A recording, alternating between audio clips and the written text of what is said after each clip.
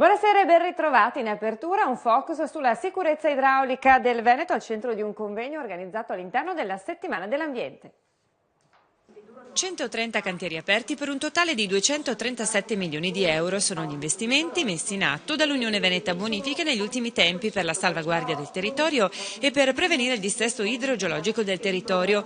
Un territorio provato dai cambiamenti climatici degli ultimi anni che hanno portato ad un aumento dei fenomeni alluvionali sempre più intensi e pericolosi per la popolazione.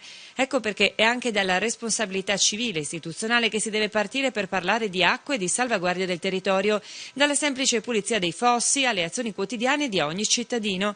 Una tematica questa al centro della Settimana dell'Ambiente del Veneto, protagonista di un convegno organizzato da Regione, Unione Veneta Bonifica, Villa Contarini di Piazzola sul Brenta. Bisogna partire dal territorio con l'impegno di tutti, coinvolgendo anche il privato, ma sicuramente coordinando l'azione che insieme ai consorzi di bonifica, insieme ai geni civili, insieme alle autorità di bacino hanno dovuto affrontare una pianificazione di interventi sia di manutenzione sia strutturali. Dico solo che questa è una parte del problema, l'altra parte è quella parte normativa che stiamo accennando anche questa mattina, che è piani comunali delle acque che sono estremamente importanti per la programmazione del territorio